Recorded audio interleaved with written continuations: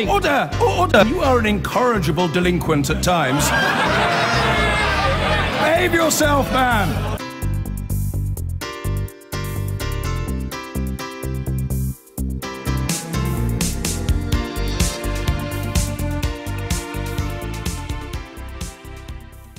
There are signs tonight that the government's negotiating position with the EU is hardening. Theresa May is expected to say she's willing to pull the UK out of the single market in what many would say would amount to a hard Brexit. Her Chancellor, Philip Hammond, says the UK could become a tax haven if the EU fails to deliver a good deal on Brexit. Labour leader Jeremy Corbyn says the UK is on course for a bargain basement economy on the shores of Europe. Our senior political correspondent Jason Farrell reports. She appeared friendless at her first EU summit, but Theresa May will say on Tuesday that she wants a strong new partnership with the EU. She is, however, prepared to sacrifice membership of the single market to control immigration, what has been described as a hard UKIP-style Brexit.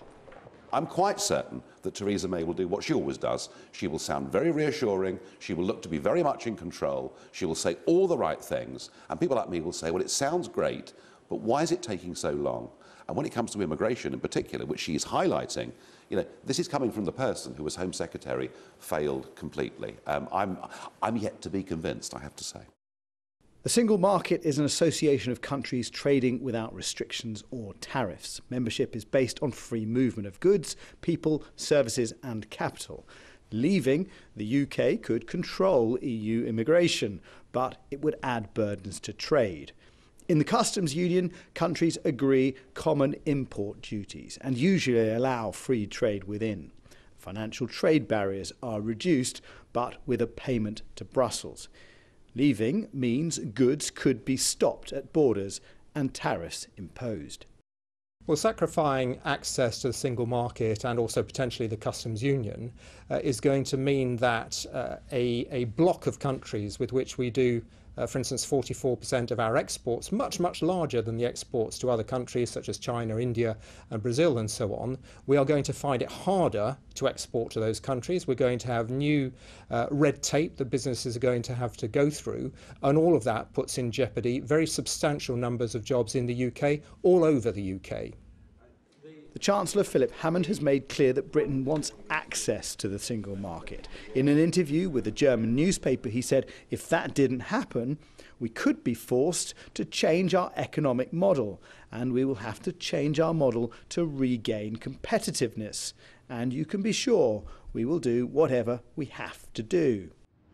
Well, Philip Hammond is sending out a pretty clear signal that if the EU is prepared to impose tariffs post-Brexit, then he will respond by pushing through aggressive tax cuts for UK firms to make them more competitive, effectively turning the United Kingdom into the Singapore of Europe. That's not popular with Labour. He appears to be making a sort of threat to the European community, saying, well, if you don't give us exactly what we want, we're going to become this sort of strange entity on the shores of Europe, where there'll be very low levels of corporate taxation and designed to undermine the effectiveness or otherwise of industry across Europe. The government is indicating it will look for a transitional arrangement with the EU after the two-year negotiation period, and that's welcomed by business. It's unclear how the EU will respond to all of this, but the kind of loving relationship campaigned for by Remainers during the referendum is unravelling. Theresa May will tell the country that they must accept and unite behind Brexit. Jason Farrell, Sky News.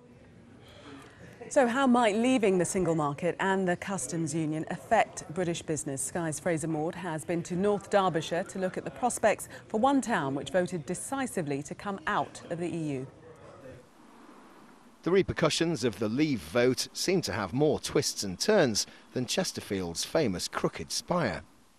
This is a town that really wanted to get out of Europe. They voted 60-40 in favour of leaving the EU in what now appears is likely to be a hard Brexit. So are the people of Chesterfield going to get what they voted for? It's turned out to be a bit more of a frightening prospect than I expected, to be honest. So I don't know. Probably if I voted again, I would have voted to stay in. I don't think it's done us any favours being in Europe. And I think we can also have a chance to start manufacturing for ourselves again. I think if you have to come out at, trade deal altogether, then you start negotiating all again, and I think it's in everybody's interest. Local manufacturer Penny Hydraulics does 15% of its business with customers in the European Union. They're currently spending £1.5 million on an expansion programme, part funded by an EU grant, the terms of which state they need to employ 10 more people in the next 2 years.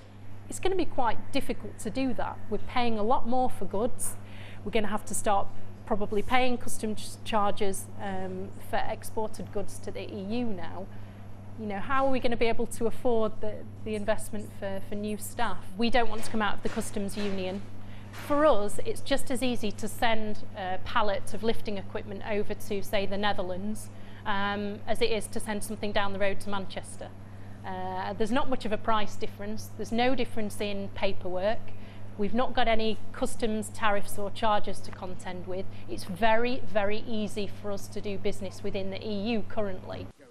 But the Leave campaigners here remain confident that even a hard Brexit, with no membership of the single market or customs union, will still benefit towns like this. I think the fear campaign is still ongoing to try and get people to sort of switch their minds and go, oh, perhaps we ought to have remained in the EU, when really it's a dead duck. The EU will be, in 10-20 years' time, if it doesn't change, non-existent. Those here who still have second thoughts will no doubt be hoping that Theresa May's exit strategy won't mean the harder they leave, the harder they fall. Fraser Maud, Sky News, Chesterfield.